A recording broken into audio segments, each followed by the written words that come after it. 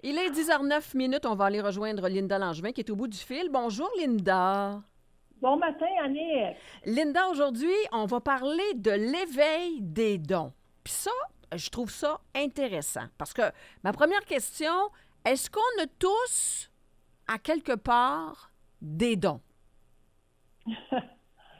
Ça me fait rire parce que les auditeurs ne s'attendent sûrement pas à ce que je vais dire, là. On a tous des dons, mais pas tous des dons qui sont extrasensoriels, tu sais. Il y en a qui ont le don de mettre la joie par tout ce qui passe. Il y en a qui ont des dons pour la peinture. Il y en a qui sont optimistes de nature. C'est dans leur... C'est des dons, ça, Annick. La communication, comme tu l'as fait, c'est tout un don.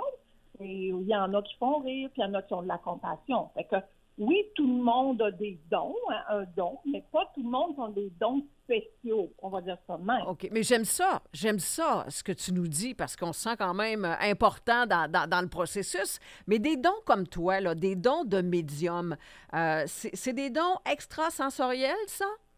Oui, c'est ça. Et puis ça, ben, il y en a qui l'ont dès la naissance, et il y en a d'autres comme moi qui l'ont eu plus tard dans leur parcours. Tu as toujours le choix, Annick, ça les auditeurs ne le savent peut-être pas, tu as toujours le choix de le refuser, ton don, ou de l'accueillir. Mais comment? Moi, quand moi j'ai eu le don à 33 ans, Oui. d'abord, je ne m'attendais pas à ça, j'étais très surprise.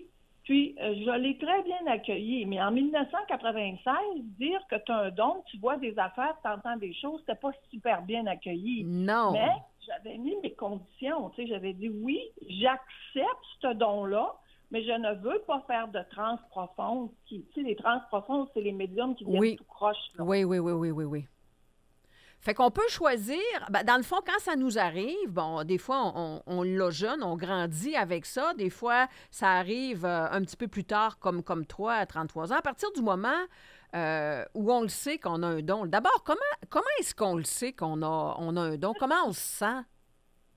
Oui, c'est assez dur à expliquer, mais tu sais, il y en a qui ont la claire audience. Ils vont sembler entendre des mots dans leurs oreilles, des sons, ou bien ils entendent dans d'eux autres, là. Eux autres, c'est OK. des clairs audients, ils voient bien, puis ils demandent à son voisin, t'as-tu entendu ça? Non. Mais quand ça fait plusieurs fois que ça t'arrive, ben tu comprends bien que Il tu se passe vois quelque que tu as un chose. don spécial. OK. Est-ce que... Il y a la claire sentience où les gens ne voient pas, ils n'entendent pas, mais ils sentent. Tu le sens fort, tu pourrais l'obstiner et dire non, je le sens dans le plus profond de moi. OK, De fait que la c'est... clairvoyance, c'est-à-dire, moi j'ai la clairvoyance et la clairaudience, c'est-à-dire qu'ils nous montrent des images. On voit des images comme sur un écran. OK. Puis ça, est-ce qu'on a... Toi, tu l'as bien accueilli. Est-ce que les gens ont peur, se posent beaucoup de questions? Il y en a qui sont plus anxieux que d'autres, j'imagine. Si tu savais le nombre de questions qu'on a là-dessus, premièrement, les gens, ils ont peur de ça. Qu'est-ce que je vais faire avec ça? Je vais être à part des autres. Puis il y en a d'autres qui sont super contents. Mais les plus heureux, je te dirais, c'est ceux qui ont déjà eu des dons dans d'autres vies, des sorcières qui ont été brûlées sur le bûcher, des Ah, gens qui ont été accusés de sorcellerie ou de voir des choses. Eux autres, ils ont une misère à accepter le don, puis ils ont une misère à accepter ces nouvelles facultés-là, qui sont des anciennes, si tu veux. Alors que d'autres qui ne l'ont jamais vécu ou qui ont jamais été mal cités ou mal jugés à cause de ça, ben, eux autres, ils vont avoir moins peur. Par contre, ils ont beaucoup de questions. Puis c'est ça, matin, que je veux répondre un peu, là. OK. Ben là, moi, je suis pas... j'ai pas ce don-là. En tout cas, je suis pas au courant si je l'ai. Donc, je te pose mes questions de mortel. Est-ce qu'on peut contrôler ça? Est-ce qu'on peut arrêter ça? Si à un moment donné, tu commences, puis moi, je sais qu'à des moments, des fois, il y a des choses qui t'épuisent plus, toi particulièrement. Est-ce qu'à un moment donné, on peut dire, hey, moi, là, pendant 2 semaines, je prends une pause parce que là, je suis fatiguée? Pas vraiment. Non, On pas. peut, ben, tu sais, quand je vais à l'épicerie, je ferme mon canal. Je veux pas voir la vie des gens. Je veux pas sentir le peine, le désarroi ou le questionnement. Je ferme mon canal, puis ça se fait dans 2 secondes automatiquement. OK? Je OK. ferme mon canal. Mais dire que je ne verrai plus du tout, que je n'entendrai plus du tout, à moins de commander vraiment pour un seul moment de fermer ce canal-là, ça nous suit tout le temps, je te dirais ça. OK. Est-ce que vous avez un taux vibratoire différent? Oui, c'est pour ça que ça se prépare sur plusieurs années. Premièrement, là, il y en a, que ce soit à la jeunesse ou un peu plus tard, qui commencent à avoir des dons. Oups, j'ai des gros mal de tête, surtout au milieu du front. Pendant plusieurs années, personne ne trouve c'est quoi. C'est l'ouverture du troisième œil qui peut faire mal. Il y en a d'autres que les oreilles filent, c'est pas de la poussienne, ou ils ont des gros mal d'oreilles. Moi, j'ai rien eu de tout ça. Parce que ça se prépare sur plusieurs années. Il faut que le corps s'adapte à ces vibrations-là, parce que le taux vibratoire, il faut qu'il soit haut pour pouvoir faire ça. Est-ce que tu comprends un petit peu plus? Je veux être claire aussi pour les gens, là.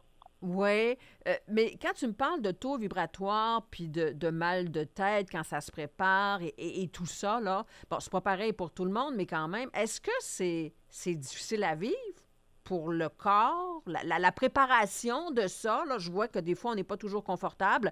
Puis ce don-là qu'on a, est-ce que c'est fatigant? Est-ce que c'est... Ben, c'est vraiment inconfortable, mais plus la personne sait ce qui se passe. Parce que bien souvent, ceux qui m'appellent, ils ne savent pas ce qui se prépare. Alors là, ils ne comprennent pas trop, puis sont en lutte avec leur cœur, avec leur corps. Mais s'ils le savent que c'est ce don-là qu'ils sont en train d'intégrer, que le taux vibratoire est en train de monter, je te dirais que les douleurs vont être bien moins grandes puis bien moins longues, ou ça va se faire sur un moins long terme.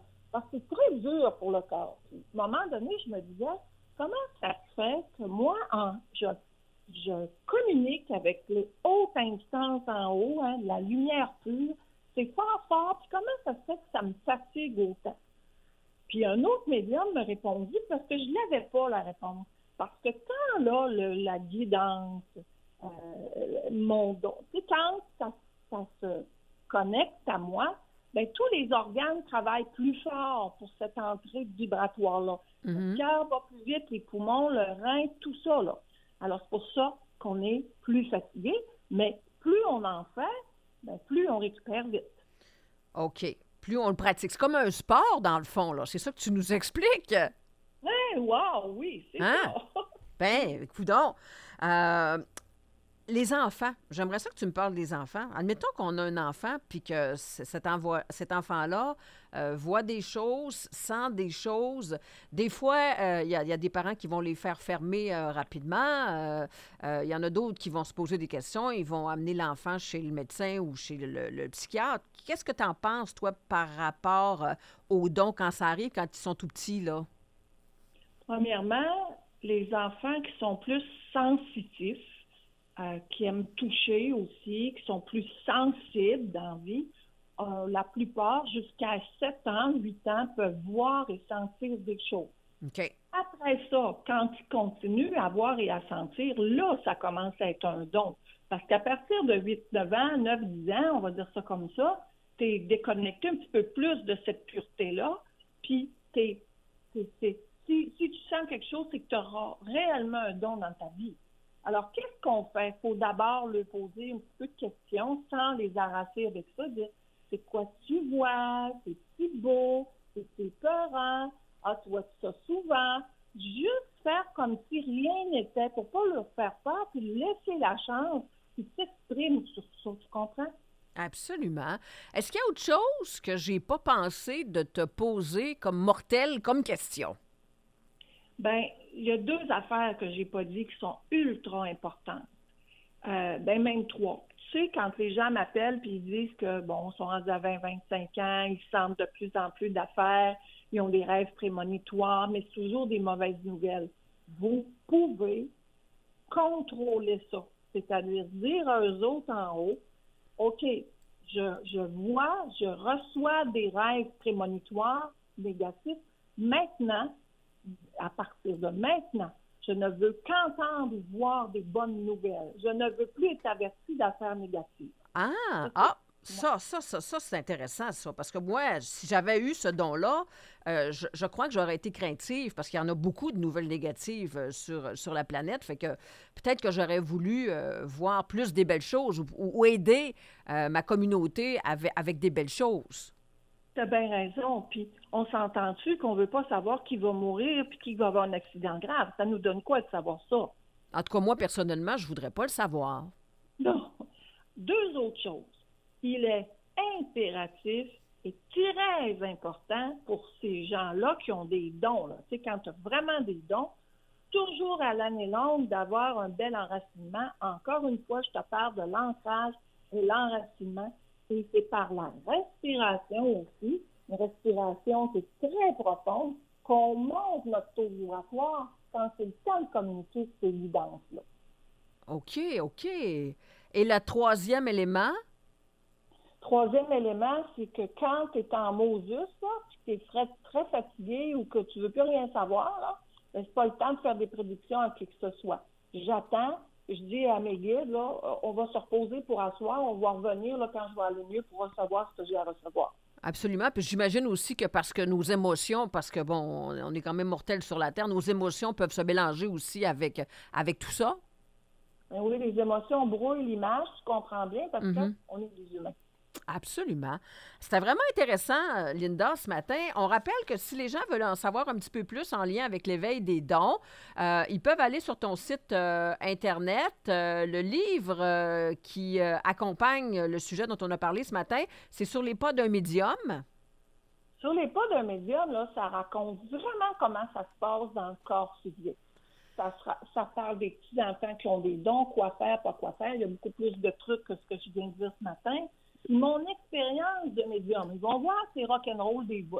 Alors, il y a plein d'anecdotes qui nous arrivent. Et comment, moi aussi, des fois, j'ai douté, là, hein, mais c'est tout un apprentissage, là, la vie de médium. Alors, Sur les pas d'un médium est vraiment un livre qui parle de tout ce que tu as à savoir sur ces dons-là. Puis vous l'avez là dans vos librairies, chez Namasté, à Chicoutimi. Tu as aussi à Jonquière-Marie-Laura, à Alma, librairie Larvé. On a un bureau pro à Robertval et puis on en a même à Dolbeau, à Librairie Centrale. Alors, le livre, c'est à 23 $. C'est tout un outil, là, si vous avez surtout quelque chose qui se développe ou bien un enfant que vous ne savez pas trop quoi faire avec ça, là.